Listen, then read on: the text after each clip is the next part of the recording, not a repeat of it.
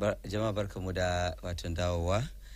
Sai kuma daga cikin watan irin shirye-shiryenmu na watan Tsarin Safiya na safiyan nan shirye da ya kamata mu da shi watan shirin safiyan nan ita ce shirin siyasa inda za mu watan yi tattaunawa game da al'amura da suke tafiya a gari.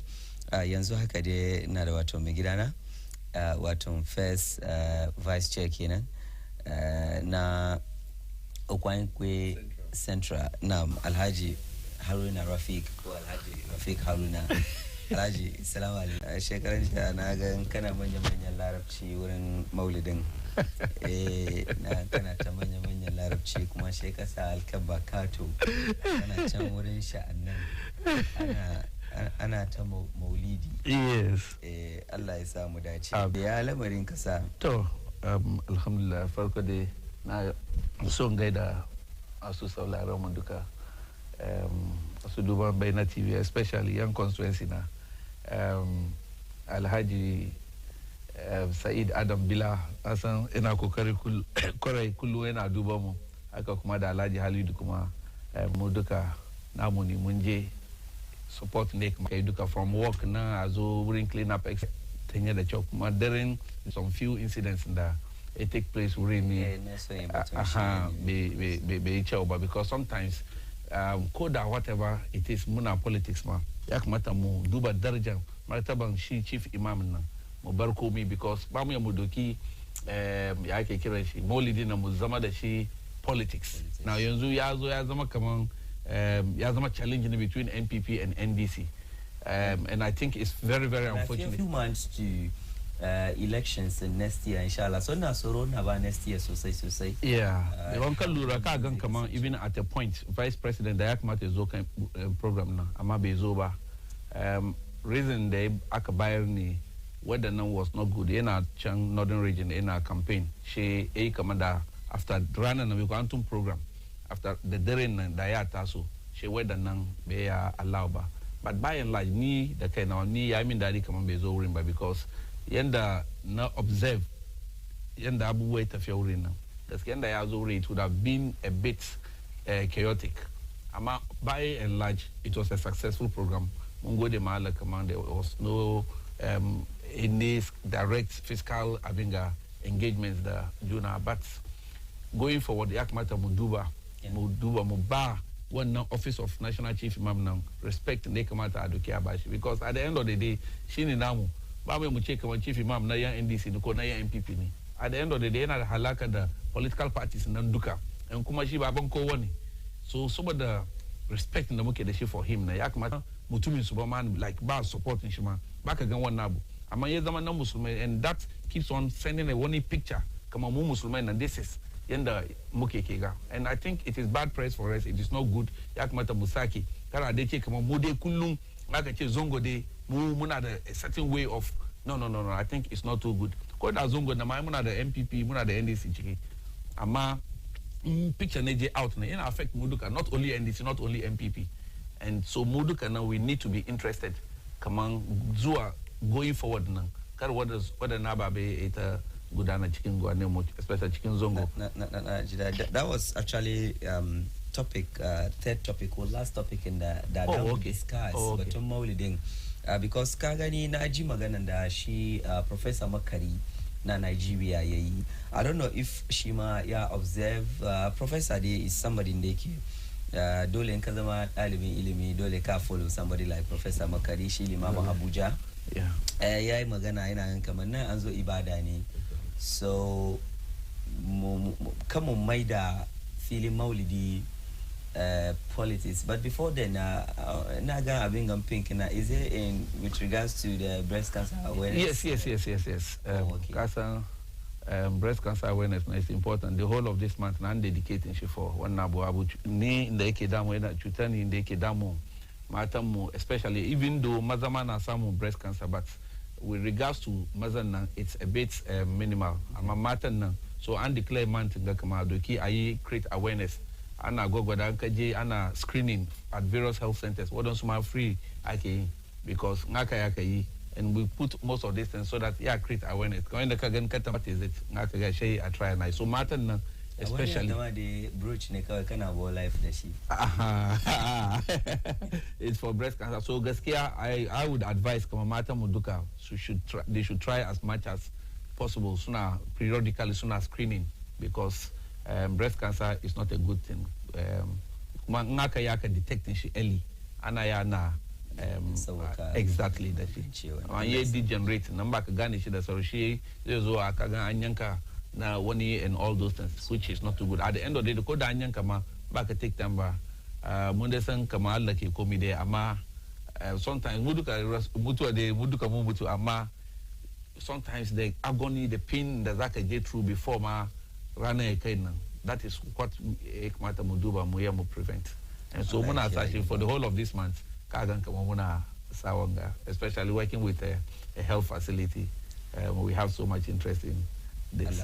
Allah ya kiyaye gaba sai kuma doc sai mu duba ba har yanzu mu zo kan batun maulidin shi na batun firan shi professor Makari da yayi an ka duba baka gani kamar yanzu ana maida filin maulidin malam siyasa like because when I say siyasa I have to ask you this question because kai dan siyasa ne ka gane ko kuma muna kamar addini daban siyasa daban kowane da right ya je yayi batun a siyasan da yake son ka gane ko ni jam'iyya da kaga dama kai ka vote masa in dai manifeston shi ya gamsar da kai ka gane ko ya shiga hankalinka ya shiga kwakwalwanka ya zauna amma in an kai batun addini I don't see why yanzu it looks like muna misunderstand wato mun samu wani is a misconception ne ban sani ba in ka duba maulidin kuma last 2 years kind of abin ya soma last year last year John Mahama bai zo ba Bawumia kuma bai zo ba na last year kenan dukkanin su ba su zo ba and this year abin yayi sanani ina so Roma next year me ke faruwa ba ku bari mu yi maulidin mu lami lafiya ku bari batun siyasa. Yes, maganan ka dai gaskiya ne before kasan there's no smoke without fire. Gaskiya I'm sure kaman yadda ka faɗi last 2 years mun dai jiji maganganu from the speeches of the former president da na vice president kuma and then generate wani disaffection for all like some kind of anxiety within the various parties and then so last year na nka duba clearly last year there is a very good reason why in the Suduka ba su zo ba because she tension there it also because national security sun pick intelligence kama abinda za yi wurin kama an zo wani yayi wani magana an zo a rama kama it's like mu ma this year mun make sure kama mun counter abinda wani yayi and for me abu guda nake duba national chief imam inda ya kai ga me ya kamata mu inda shi yake zamne ma a yi wani abu ni da kaina ya faru with me muka yi last year work aka bada NDC opportunities su zo su yi magana aka bada MPP ni ke represent member of parliament na karbi mic suka fara kuwa wai ba ya da yi magana meanwhile this is a program support na muke bada wannan program nan you can't compare to abinda NDC suka yi for that particular which I know but at the end of the day it's not even because mun support program now but at the end of the day ya kamata mu duba shi kaman malam nan mu duka ne and program nan kuma musulmai nan akwai musulmai da suka zama MPP akwai wadanda suka zama NDC so ya kamata mu ba fair platform na muka yi program nan for instance na last year nan MC in program now was the vice chairman for NDC cikin constituency nan and you can see clearly with his introduction the way AJ about the whole program it was a calculated thing kuma wani few group of boys aka bar su suka sai gaba su suka fara suna wannan kuwan nan then at the end of the day you ask yourself ya za yi program saboda ya zama bai magana ba the video is there dalili the reason why because Angie walk yes NDC ayi magana yes like NDC spoke yes sai yanzu MPP su ma za su magana she ba ya da ba she menene dalilin ne sa ba bari kai magana ba an ba ni mic nan da aka ba ni mic nan wasu suna gaba sun sa rigan Baba Sadiq candidate NDC cikin constituency na su just some few people gaban nan she suka fara ce oh no wai ba ya da she suka fara kana she generate kuwa so much then she MC ne zo karbi mic nan aka fara na zikiri she mu muka ce kamar no if that is the case we just forget about it So in a situation whereby so we're in a kaga one particular exactly shake tambeke come at the end of the day that may say faru nda answer mo counter abinga because those small na we small if you check no shemuka ba so amuka check no I forget ba wana abuba ni mude let's just make pro so we're in that samu one signal na abin dey sa vice president bezo one program ke number national security some pick intelligence come I share abin da suka yi on that particular Sunday na. That means it was just a dress rehearsal. Come on, so Nigeria need for the main day. Come on, I've been the last weekend. She muka samu signal now through what I did on that day, and then advice is come on. No, carry vice president is already. So it was deliberate and some information from national security. Come on, that I've been the day for Ngakazo. Come on, be you are muzo. Mu insist. Come on, that mu organize muta. Na mu nada national coordinators. Mu nada. All from all the constituencies, I am mobilized as well. But at the end of the day, she can make and come Malan de Kezam. If we do all that, Molidi, Kasa Molidi, Inda, Nana Molidi, people come from all walks of life. All walks of life. As well, one program. At the end of the day, when he image ZJ out, and as well Molidi, Kaula, and as well na. So now I can G come and Molidi, Anna, anyone. I used to other countries. In the Suke Zorin, soon I can come and yes. But this Nigerian Malami professor saying that make sure the Maulidi will be devoid of politics. Exactly. Like exactly because they don't do it that way. Exactly. Mumu come on World Cup and Azua. So the one he has no. But for me, to both parties, MPP and DC, Yakmata Muduka must avoid what an ababi because at the end of the day, Islam. The Malam, Martabanshi, Ekmata Muduba, and then we should forget about everything. Amanda continue na wangabu. Yazuke waterana kagan kama molidima it will not be attractive to people again. And check my this usual political having. So the one politics naka tagging na what small about so show interest masu during. No, for me, Professor now for me, ndanje maulidi zanje ne saboda ibada. Exactly. And then animal rally naje exactly. Amagashi politicians now convert. I've been done too. Where's the point? For me, but I don't see the need for them barigida. The dere inzo film politics. It is a pure wickedness and sheer hatred against the people of Abinga, Palestine. Because at the end of the day, may that achieve for all these years, and then sincerely, it is terrible. And I mean, I'm happy with the approach that he picked. But Russia, Ukraine, like even on the football field, the pitch, kawai ma ya san kaman Russia ya aika sako ya kawo Ukraine.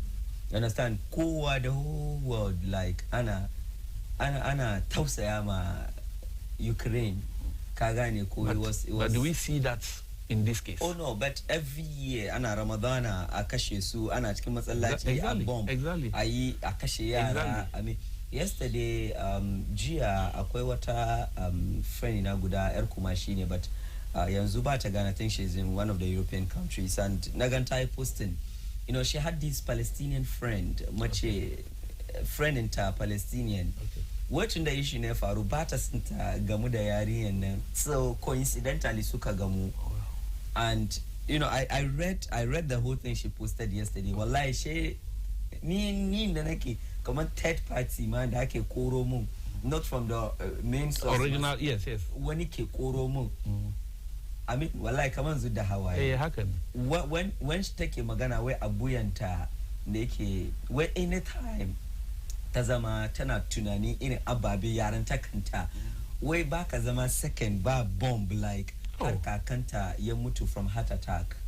Kakan ita yariyar na ya mutu from heart attack and bayan wannan kuma ita yariyar ta zama duka sha abin na ring. Yeah, it will be, yes, because of that experience, yes. Kunninta that experience in them. And talking of displacement of families. Exactly.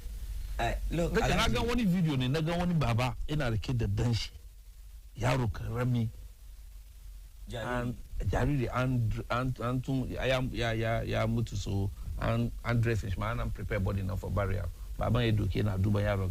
So I just put myself in the shoes yanda yaran mu muke so su yanda muke da su exactly she ka gan kaman through wadannan bombing and those kind of things she yaro wannan the whole future is destroyed.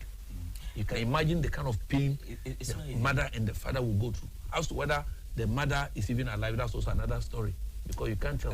I saw one video, the young guy in Nanache where about she keys. Where she ya rauna na ma ya rauni ya zai na cikin wheelchair. Where about she keys for heading brother shinda kani shinda yake shi ya mutu. Yake sai na ta kuka. So many families have been displaced. So many. It's terrible. Where a Palestinian kid, where we pray 6 times a day. The janaza. Exactly. Yes. The normal 5 and the yes. Normal 5 times. And the janaza. And the janaza. A day. Yes. Look at janaza. Yes. You see, it is terrible. So for me, I think dunia mba fairness at all. So make a Farwa United Nations name. When the Sukatashi ake ta menene batun ku ai menene da sauransu duka ba su gani me ke faruwa ne. Well, I think that is the unfairness in the world. Amma Gashika cite example Russia, Ukraine. Exactly. The kind of interest in that show chicken wanga abu. Is it the same thing that is here? Never. Look at the Arab countries during even the Arab Spring, even before then, the invasion of Libya, the invasion of Garin Saddam Hussein, Iraq, and all that. And these are the Arabic world. And come on to a large extent, I see that it's an attack on Islam. I can't understand. I see it as a pure attack on Islam. Ama Yazai, Muda Kamu, Muslim countries now, or the Arab League now, unity in the country is nothing to write home about. Now, so much united, so can form a solid Abinga behind to support Juna. I believe that the Abinga Turawana, they would not be able to have that kind of influence and be able to do whatever they are doing. Because America, the whole of America, they are Jews. And you can see clearly, come on, support is to Israel. And by American government, they choose Palestine over Israel. There's no way it will happen. So now we share the Allah is a Allah ya mana. Before ka shigo she in that regard ina jin wani karatu na wato shi malamin mu Ukasha Kameni na Ghana wanda ke yanzu shi da America. Okay, karatu, and he was written some IOE. I was just following keenly and like I mean, I was like, this is for Palestine. I mean, the equal Allah free will come. Yes, I worried. We just have hope. And yes, inshallah. Akwai malami kuma da yayi magana last time. I think I mentioned this year on kamar ranar Juma'a na yi wannan magana cewa akwai malamin da yayi mutumin Palestine ne. Mashe na teach daga Jami'ar Islam daga Madinatul Munawwara sai ya taba wani analysis malami ma ana magana in 80s kenan yayi wannan magana ko 90s ma ne yayi wannan magana in the 90s yayi wannan magana and 80s dai yayi magana amma kashe shi ma yanzu na magana da ko ya mutu ba yayi wani analysis yake cewa in 2027 in Allah ya yarda Palestine ya koma Palestine kan understand so muna roƙon Allah and the way da ya shirya ya bada hadisai da ayoyi kan understand ya support maganan shi kuma ka duba maganganun da yayi game da hare-hare da za a kai it looks like abu ne yake because shi na he took examples ne from kingdoms kaza na samu wani mulki wani gari ya tashi a wani lokaci kana neman su papawa su Egypt Kuba, yes. Faru, Roma. At that time, where was all this country? What sooner the kingdom I say America, now UK, now Russia, all this. Exactly. Wannan lokaci su Persia, su menene lokacin kaduwa Arabia, wani drought ne kawai, wani desert ba komai. Amma wayannan kasashen nan duka su Romawa, su Persia, su me duka su Saudiya ya fi su. Exactly. Ya gane duwan ka duba su Egypt sun gama duka Masar wani lokaci su Faru sun ga mutane ne da yake sun zo sun yi mulki amma yau baka kara su su so malamin ya ba da examples yake cewa da yiko alabin ya juye so we are hoping and praying we are still praying and hoping kamar da iko Allah ya ce majority leader ku yayi wani magana wai kaman da mu ana jan cikin congress nan na flag bearer nan wanda za a zabi da mu ana jan cikin nan da mu yana kawo this unity cikin party. Okay, now go to Corey for this particular question. And I think that maganan shi, Nina agreed that she perfectly. Because yo aka being a member of NPP kuma a party officer now. Na gan kaman ababe diye na tafiya cikin NPP yau. Na rukun Allah kamar da ce ma gobe ni 4th November. Shi wannan election da ke gaban mun ga ayi shi ya wuce. Before ayi azo the dates for this particular election, ayi survey and then sort of research I can find out whether we should go for an early abinga kokwa delay.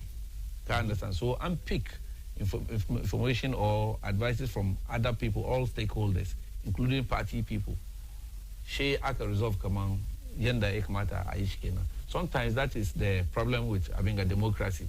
Democracy na kaga yana allow kowa ya kawo ra'ayin shi. Kowa ya kawo ra'ayin nan. At times ba ra'ayin mutane da yawa duka is the best of the decision ba. But at the end of the day, some of the mun choose kaman hanyar da zamu bi kenan. We have no option than to go by what the majority say. At least inda an ce kaman da aka fara campaigns nga da by this time da an kare ni akwai maganganu da yawan da mutane suka samu opportunity long because of the long span of a space between campaign period na ana bata party because at the end of the day saboda wani na so a lead party kawai so ba ruwan shi da yanda zai yi batun party na ya bata sunan party na kuma time nan na da yawan nan bai shi na samu more opportunity to do more damage to the political party, and I feel that it's quite unfortunate.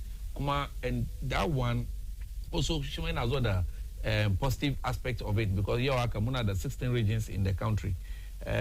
Before one candidate moved from one constituency 275 constituencies in Ghana. Kuma yakmata kajeka sell messaging kakaba delegates.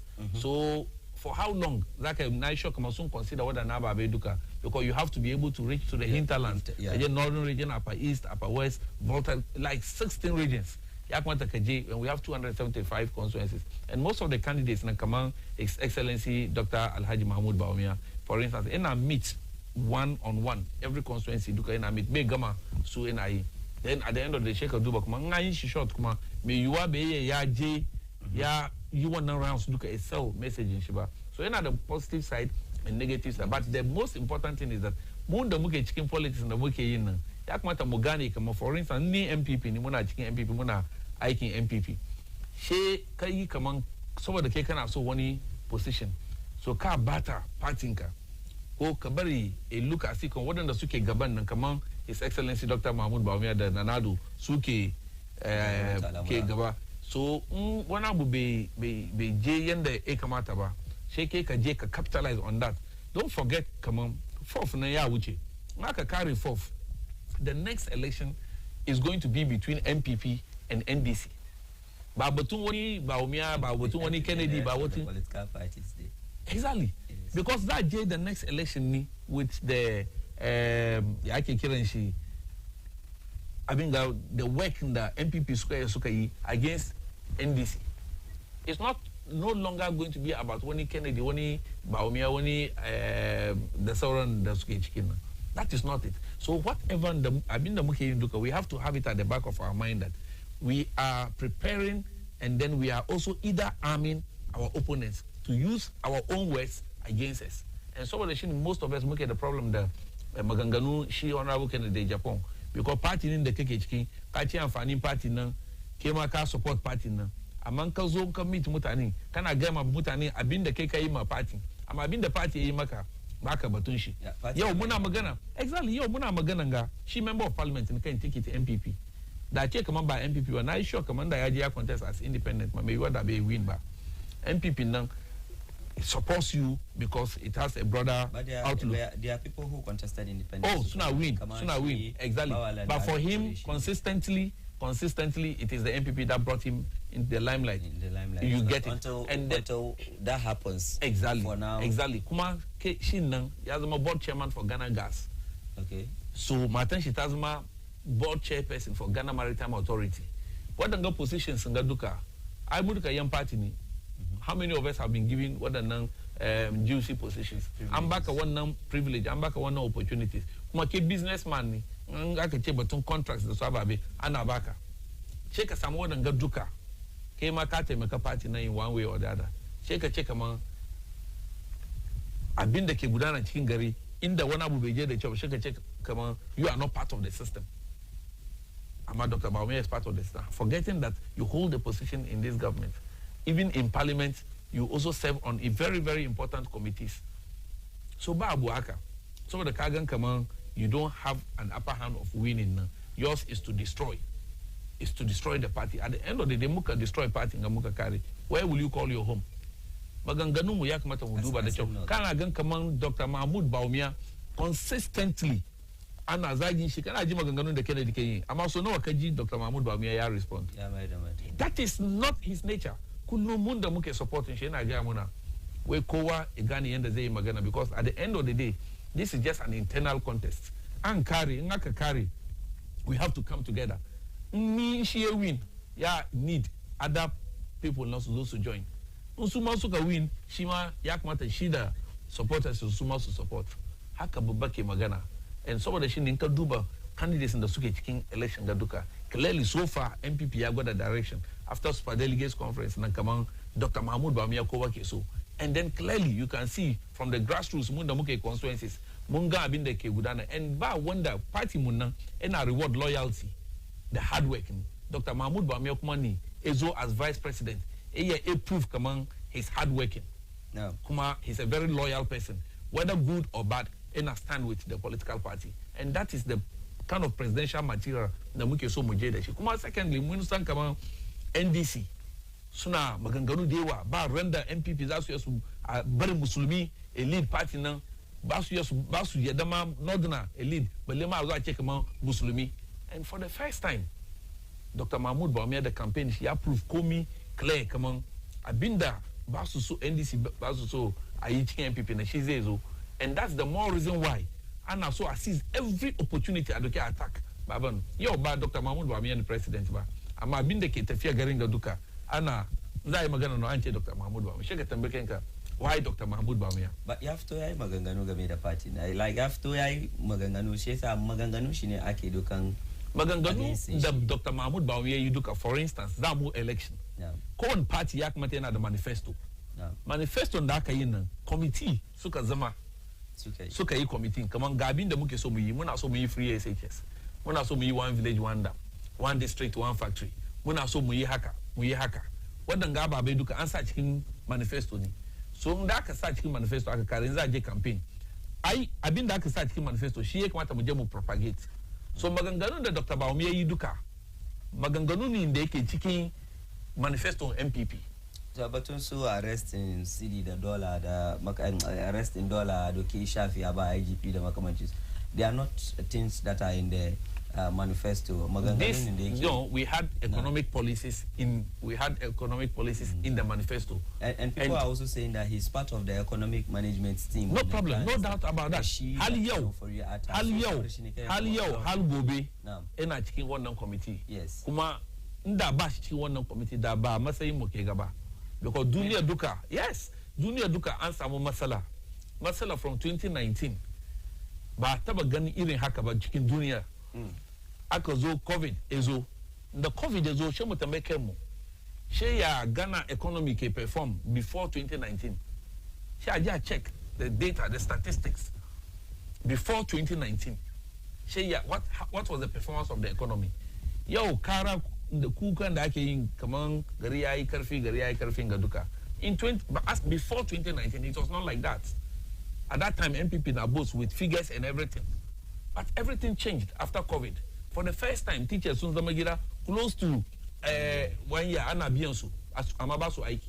But teachers kawai ba, so many workers. Mutane na gida ana biyan government ya doki kudin abin nauyin kudin ruwa, kudin light. Ana support. Exactly. Amma ba rana guda za a karbi wannan kudi duka. Wani aka ce za a karbi wannan kudi duka rana guda ni da kai wuyan bu zama. You get it. It was a cushioning abu aka kawo saboda yanda zai yi kare. We shouldn't feel the impact, because at the end of the day, President na duba two things about the lives of the human beings and then also it's like they had to take that hard decision. Come on, look, Muduba, Mukai one.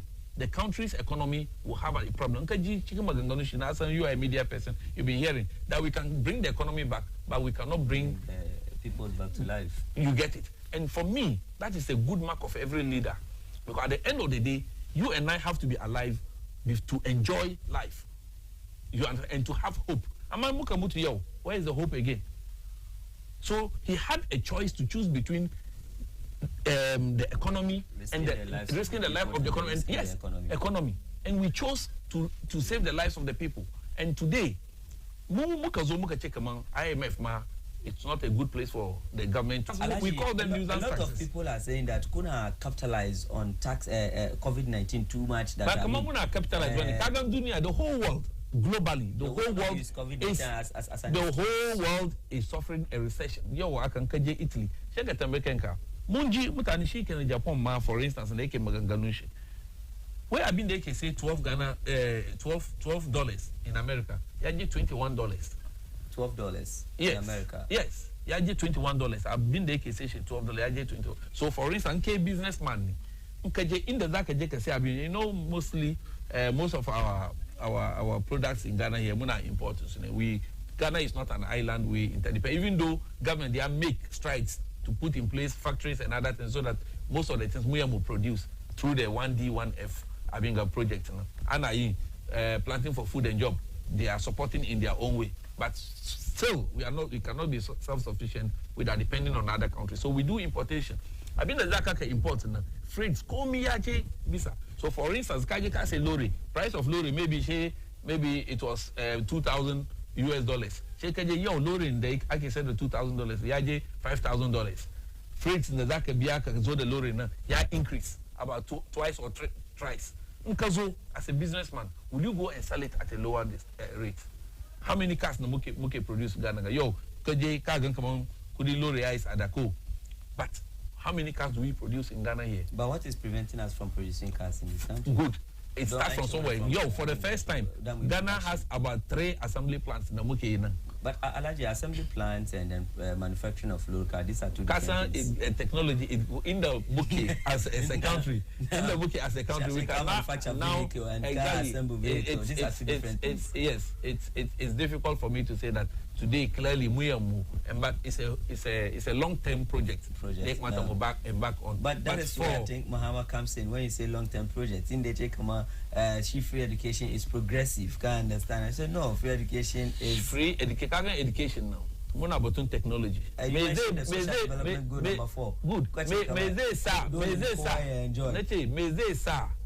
they sa gobe during the kake so da mu yamu manufacture yawunga. May they sa mu yamu kai wurin. Mba the education ba. So Nana Akufo-Addo the MPP so soon do ba come education is the key thing because at the end of the day kakari JHS ba kaya kaje SHS ba. So it means that Kedan I don't know which a lot of jobs. How many companies I can do JHS? Amanka carry SHS they so some come handling kayabude. So that should be the cutoff point. At least from that time, you are able to be productive to the country. No. Instead of making these investments, Mumu invest in the education of the child.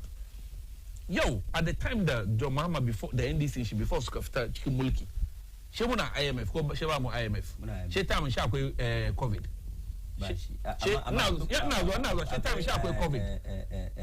Ebola. Ebola. Compared to the effect of Ebola and whatever. There is no way you can make those comparisons. Let's say, Munje Sunje the more IMF. She ba COVID. She ba Wonga Russia Ukraine war. Can't understand. Yeah. But at the end of the day, we were there. And at that time, she government may be on fees secondary school. Yo, Jeka Duba budget, Anna Basso Abinchin, Anna be on tuition fees, everything. Honorable, but Abinchin, demonstration. Yo, Karaji, when was the last time Kakumaji Kamawani Aya Abinga? That's Abuduka, Nkafara, back at Samuishi. Exactly. So, Amfara, the most important thing is that, Ramona school. free sooner benefit from free research school back to benefit. My results here also recently I teachers awards and other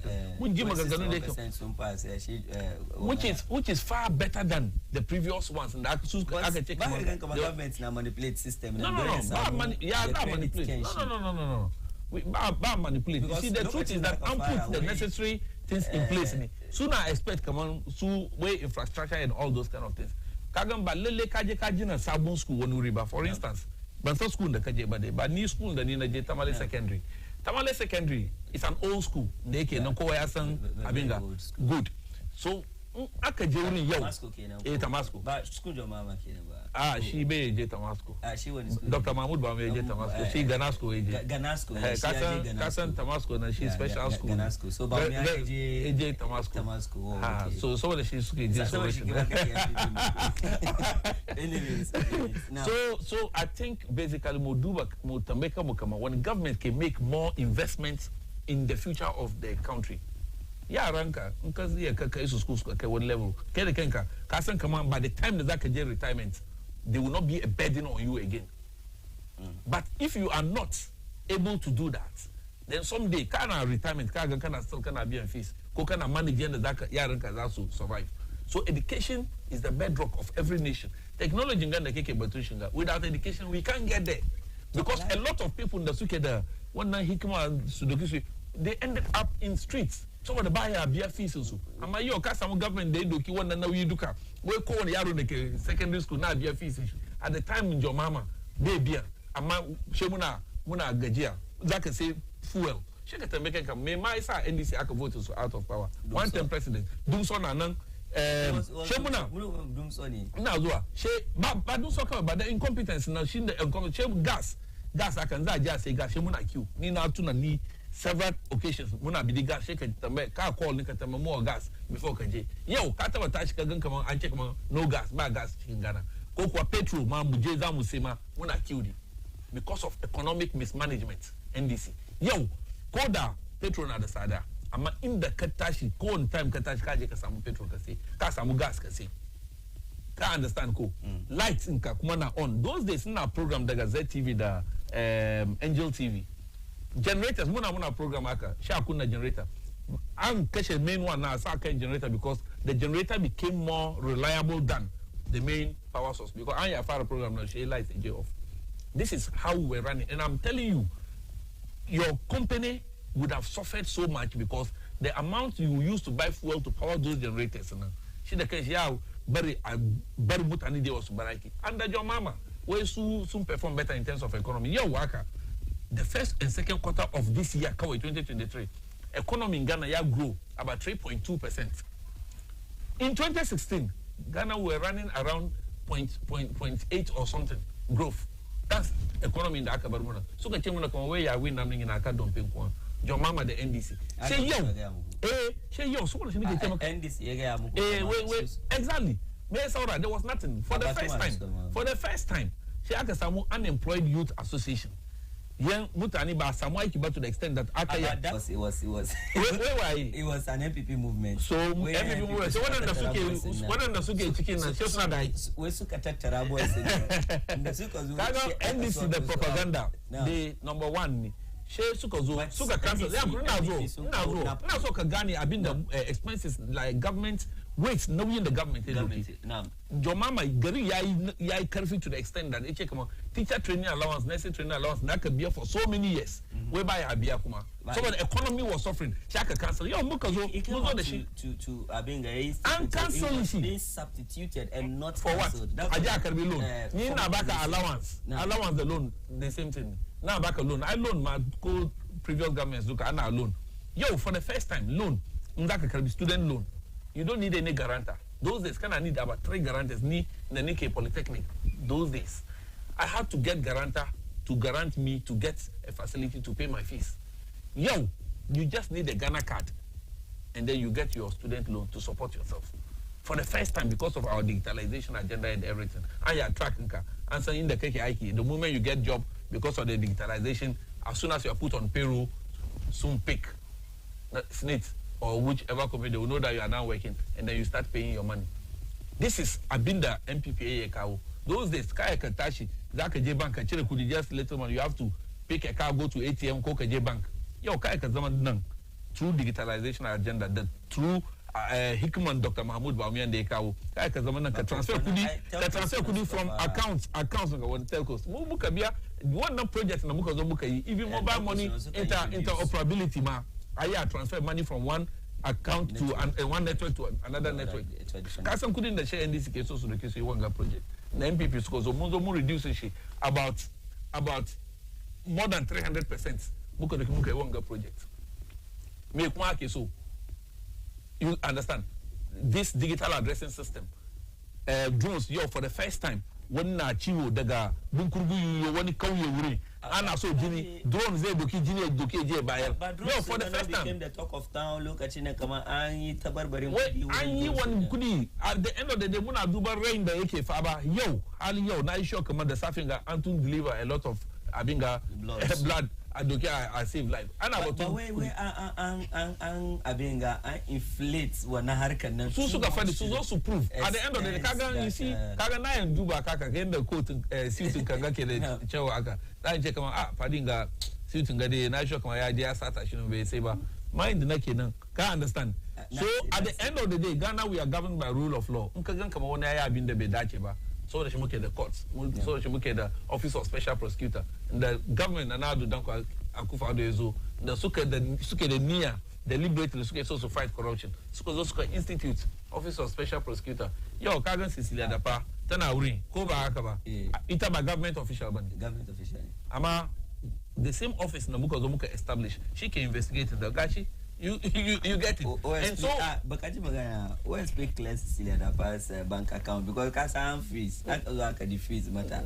ko we government man atanyanta government be tanya ko this issue of OSP nga alaji mu kamar sai kamar since lokacin mata Amidu da aka introduce the OSP abinga office of the special prosecutor in the system na ba mu samu ko mutum guda haka da aka ce an same shi da laifi aka sayar da shi aka bincika aka tuhume shi aka yanke hukunci aka hukunta shi kaga special prosecutor shi ba judge bane okay shi ba judge bane the role da shi yake play ne aka gani maybe wani abu bai je yanda ya kamata ba suna investigate na suka investigate they have to take it to the court kagan it is a banter between the court and even the officials office of special prosecutor so ka yi investigations ni evidence da kake da shi ka je da shi kuma court system mu ko legal system mu kasan kaman it grinds slowly ba ka de je at once ba there are a lot of people wanda baban ganda aka capital bank da aka intervention ga mutumin NDC na we all know how long the case took. But apart from that, national communication, because NDC ke the record. Yo, barin baka wani history kadam. Kaga before the zan baka wani history kadam. Before ba kama wa. Kama kasin kai you are a citizen. Kama kai kaga wani yayi abin da bai dace ba. Kai ka je court. Not necessarily wani je maka. But if you don't have evidence, baka ka duba wani then you conclude history da zan baka ni ba. Before Kufo izo in 2000 Kufo ya gaya muna kaman da MPP sun ce muna kaman NDC they were corrupt people. When we come, we will make sure that we prosecute them. The MPP suka zo and prosecute NDC. Ibrahim Adam, he was incarcerated. Kazo Victor Solomon, ya ke kiran shi Victor Solomon, the former finance minister, so I've even forgotten his name. Suchika Taduka. All these people were found guilty for 1 or 2 offenses. And that passed. Shade Nanado Ezo. Before Nanado came, we said NDC people were corrupt. Yawaka, Sada, Jida, most of the people in the Suka front one corruption issues. Suna Sawam. National Communication Authority, NDC kawe aka jail. Recently, wani babon gudama she na chicken su President Ebalchi abinga pardon. Can't understand ko. So but they do but she can check among this person looks like a thief and so because of that I did no. You must prove beyond reason. Now can you court? I know you are a learned man. They say what? You cannot call someone declare someone guilty unless the person is proving guilty by a court of competent jurisdiction.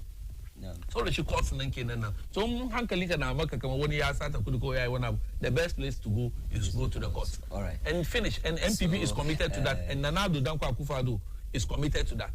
Alhaji lokaci yayi lokaci ke da ka ba mu final words kai in just 1 minute mun gode sosai. Well, with final words na Deni to MPP delegates, kama mu duba projects in the promises in the Dr. Mahmoud Bawumia ake bamu. According to Dr. Mahmoud Bawumia, mu duka mun san kama wadanda suna cikin party suna ce kama ba mu samu komai free SHS da aka yi da sauransu duka. At least you have someone from your family who has benefited one way or the other. And kuma Dr. Mahmoud Bawumia, we understand plighting delegates, come on, there's a gap between party and then party and government. And she is where they make sure, come on, appointments, amber each constituency 10 appointments. Because every president had about 6,000, over 6,000 appointments they make. Where each constituency about the 10. So that Gobe, nke kana the MP, by MP in Kawai, that tashi ana zuwa kunu ana wurin MP. Ba haka ba an samu MP an samu wani CEO an samu wani deputy wani minister wani deputy so that suna da yawa wurin nan they can be able to attend to the needs of the party people and other people within their vicinity. So if you have so many of them, okay, so the only person kuma da yake look presidential kuma yake a well marketed across the nation, because Dr. Mahmoud Bawumia with Nana Addo Dankwa Akufo-Addo Sunje rounds Ghana more than, I can't count the number of times. He's the most marketable candidate in the NDC Basoso Mukau. Kuma insha Allah, a decision that they want to take on the day of 4th Nazamu Muyi popular acclamation. Ama bin da muke signal da muke so mu send to NDC ni. Muna so votes na ezo musamu about 80 to 90%. So the NDC Sugani, come on, we are united behind one candidate, and that is Alhaji Dr. Mahmoud Bawumia. She needs a lead MPP mu break 8 and the muke so mu break. Monsa shini jo mama the NDC Chisuke Soro inshallah. Mo shizamu kawo ko sunki ko sunso shizamu kawo. Alhaji Rafiq Haruna, or Dr. Alhaji Rafiq Haruna is the first vice chairman of Okankwe Central. Shi muka yi tattaunawa da shi game da waton al'amura da waton kasa yake cikin musu matun wurin maulidin malam inda yanzu unfortunately an mai da shi waton filin siyasa. Muna roƙon ubangiji Allah ya sa maulidi ya zama maulidi, sai kuma wurin siyasa ya zama waton siyasa. Muka shiga batun waton Palestine, muka yi kuma watan batun al'amura da kasa ke cikin batun Mahmudu Bawumia da NDC da MPP. Alhaji mun gode, Allah ya saka maka.